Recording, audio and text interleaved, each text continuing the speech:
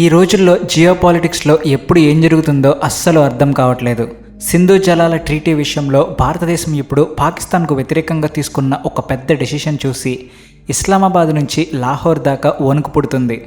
అసలు మ్యాటర్ ఏంటంటే పాకిస్తాన్ అగ్రికల్చర్, వాళ్ళ కరెంట్, అక్కడి లక్షలాది ప్రజల డైలీ లైఫ్ అంతా నడిచేది ఈ నదుల నీటి మీదే. ఇప్పుడు ఆ నీటిపైనే భారత్ తన కంట్రోల్ బిగుస్తుంది. అన్నిటికన్నా ఇంపార్టెంట్ పాయింట్ ఏంటంటే ఈసారి ఢిల్లీ నుంచి ఊరికే మాటలు, వార్నింగ్స్ రావడం లేదు. గ్రౌండ్ లెవెల్లో సైలెంట్గా పని మొదలైపోయింది.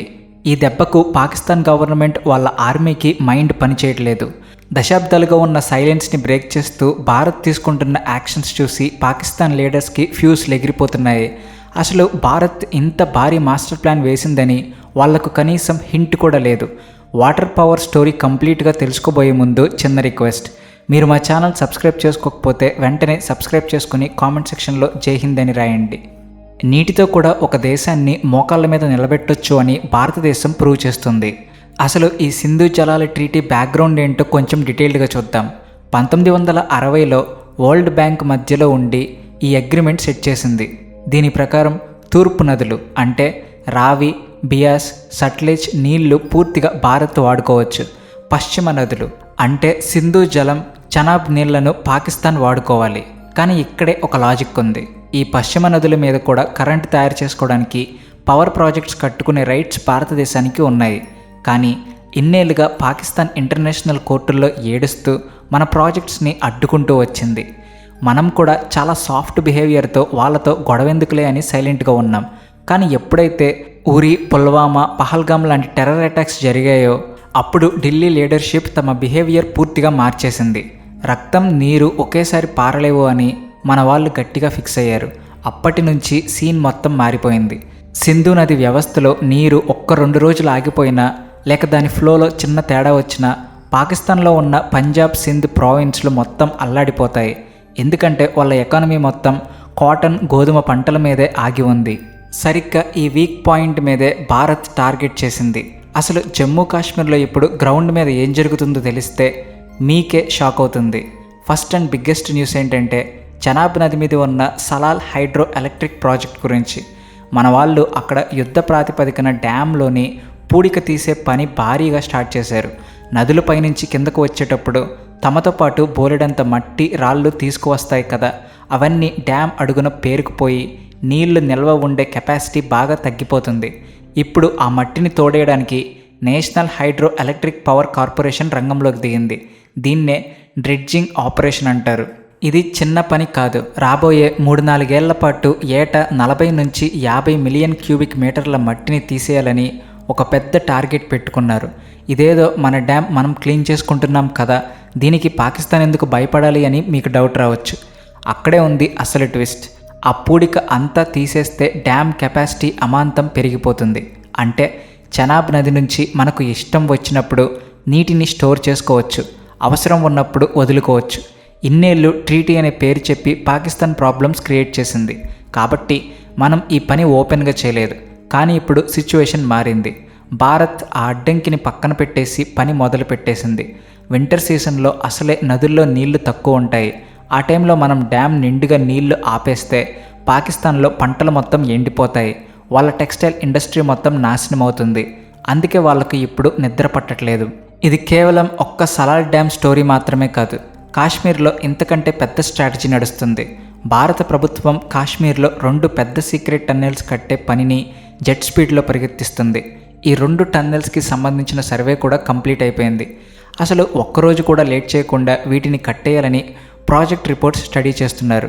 ఇవి కార్లు, బస్సులు వెళ్ళే మామూలు టన్నెల్స్ కావు, కేవలం నీటిని మళ్లించే టన్నెల్స్. ఈ 2 టన్నెల్స్ రెడీ అయితే సింధు ఉపనదుల నుంచి పాకిస్తాన్కు వెళ్ళే వాటర్ ఫ్లోని కంట్రోల్ చేసే పవర్ పూర్తిగా మన చేతుల్లోకే వచ్చేస్తుంది.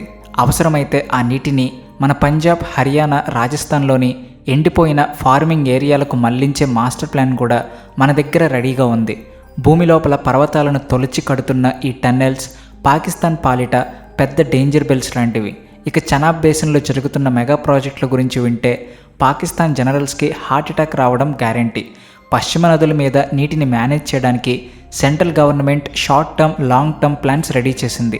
ఇప్పటికే నదుల మీద 2219 మెగావాట్ల పవర్ ప్రొడ్యూస్ అవుతుంది. కానీ అసలు పిక్చర్ ముందుంది. భారత్ కొత్తగా 3514 మెగావాట్ల కెపాసిటీ ఉన్న ప్రాజెక్టుల పనులను ఫాస్ట్గా ట్రాక్ చేసింది. ఇందులో క్వార్ రాత్లే పకుల్తుల్ లాంటి పెద్ద ప్రాజెక్టుల పనులు చాలా ఫాస్ట్గా జరుగుతున్నాయి. దీనికి తోడు బుర్సార్ లాంటి వాటర్ షార్టేజ్ ప్రాజెక్టుల స్పీడ్ కూడా పెంచారు. ఈ ప్రాజెక్టులన్నీ పూర్తయితే చనాబ్, జీలం నదుల మీద భారత్కు ఎంత కంట్రోల్ వస్తుందంటే పాకిస్తాన్ ఒక్క చుక్క నీరు కావాలన్నా మన పర్మిషన్ కోసం ఎదురు చూడాల్సిందే. పకుల్దుల్, బుర్సార్ లాంటి పెద్ద ప్రాజెక్టులను భారత్ ఇప్పుడు ఎలాంటి టెన్షన్ లేకుండా కట్టేస్తుందని సింధు కమిషనర్ ఏకే బజాజ్ కూడా కన్ఫర్మ్ చేశారు. దీనివల్ల వాళ్ళ అగ్రికల్చరల్ సిస్టమ్ కంప్లీట్గా కొలాప్స్ అవుతుంది. ఇక్కడ ఇంకో ఇంట్రెస్టింగ్ మ్యాటర్ ఏంటంటే ఈ ప్రాజెక్టుల వల్ల కాశ్మీర్లోని లోకల్ జనాలకు ఎలాంటి బెనిఫిట్ లేదని కొందరు పని కట్టుకుని ఫేక్ న్యూస్ స్ప్రెడ్ చేస్తున్నారు. కానీ గ్రౌండ్ రియాలిటీ వేరేలా ఉంది.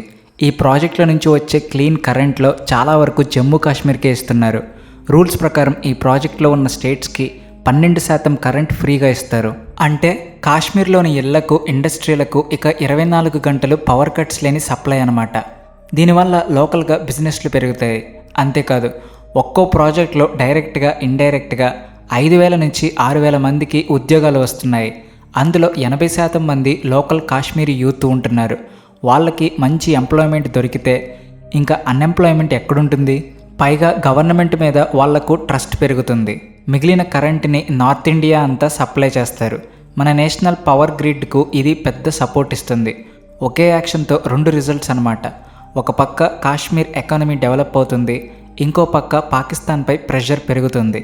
ఇదంతా బాగానే ఉంది. కానీ అసలు పాకిస్తాన్కు చెమటలు పట్టిస్తున్న పాత ఫైల్ ఒకటి ఇప్పుడు మళ్ళీ ఓపెన్ అయింది. అదే ఉలార్ సరస్సుకు లింక్ అయిన తుల్బుల్ నావిగేషన్ ప్రాజెక్ట్. దశాబ్దాల క్రితం మనం దీన్ని మొదలు పెడితే పాకిస్తాన్ వాళ్ళు ఇంటర్నేషనల్ లెవెల్లో తెగ గొడవ చేసి ఆపేశారు. ఈ ప్రాజెక్ట్ కడితే జీలం నది నీళ్లను భారత్ తన ఇష్టం వచ్చినట్టు కంట్రోల్ చేస్తుందని, తమ పంజాబ్లో కరువు వస్తుందని వాళ్ళు లాజిక్స్ మాట్లాడారు. అప్పట్లో ట్రీటీ రూల్స్ వల్ల మనం కూడా దాన్ని హోల్డ్లో పెట్టాం. కానీ 2026 నాటికి సీన్ పూర్తిగా రివర్స్ అయింది. మన మీద జరుగుతున్న అటాక్స్ చూశాక భారతదేశం తన పాలసీలు మార్చేసింది. బార్డర్ అవతల నుంచి టెర్రరిజం ఆగే వరకు మన దేశానికి నష్టం చేసే ఏ రూల్ని మనం ఫాలో అవ్వాల్సిన అవసరం లేదని ఢిల్లీ ఫిక్స్ అయిపోయింది. ఎప్పుడైతే భారత్ ఈ సింధు జలాల ట్రీటీని లైట్ తీసుకుందో అప్పటి నుంచి తుల్బుల్ ప్రాజెక్టు పనులు మళ్ళీ మొదలయ్యాయి. జీలం నది వాటర్ లెవెల్స్ మీద ఫుల్ కంట్రోల్ మన చేతికి వస్తుంది. కాశ్మీర్లో టూరిజం రవాణా బాగుపడుతుంది. అదే టైంలో పాకిస్తాన్కు వెళ్ళే నీటి స్పీడ్ని మనం ఎప్పుడనుకుంటే అప్పుడు తగ్గించేయచ్చు. ఇది పాకిస్తాన్కు కోలుకోలేని పెద్ద దెబ్బ.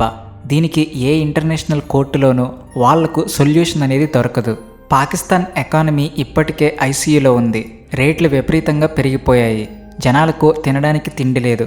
చైనా వాళ్ళు సీపెక్ ప్రాజెక్ట్ కింద అక్కడ వేల కోట్లు ఇన్వెస్ట్ చేస్తున్నారు. కానీ వాటర్ కరెంట్ లేకపోతే ఆ ప్రాజెక్ట్స్ అన్నీ ఫెయిల్ అవుతాయి. ఇప్పుడు చైనా కూడా పాకిస్తాన్ని కాపాడలేదు. ఇన్నేళ్లుగా పాకిస్తాన్ ఏమనుకుందంటే మనం ఎన్ని అటాక్స్ చేసినా భారత్ సైలెంట్గా ట్రీటీ ఫాలో అవుతూ ఉంటుందిలే అని ఫిక్స్ అయ్యారు. కానీ ఇప్పుడు వాళ్ళ ఫ్యూచర్ మొత్తం మన చేతుల్లోకి వచ్చేసింది. టెక్నికల్గా చూస్తే భారత్ చేస్తున్న పనులన్నీ ట్రీటీ లిమిట్స్లోనే ఉన్నాయి. కాబట్టి వరల్డ్ బ్యాంక్ కూడా ఏమీ చేయలేని పరిస్థితి. మనం జస్ట్ మన రైట్స్ని ఫుల్గా వాడుకుంటున్నాం అంతే. యుద్ధం చేయకుండానే కేవలం వాటర్ మేనేజ్మెంట్తో శత్రువుని దారికి తెచ్చుకునే ఈ కొత్త బిహేవియర్ చూసి ప్రపంచ దేశాలు కూడా ఆశ్చర్యపోతున్నాయి. దీన్ని బట్టి అర్థం చేసుకోవాల్సింది ఏంటంటే భారతదేశం ఇక ముందు ఇలాంటి మాస్టర్ ప్లాన్స్తోనే ఆన్సర్ ఇస్తుంది అని. ఈ వీడియో నచ్చితే please like and share and also thanks for watching.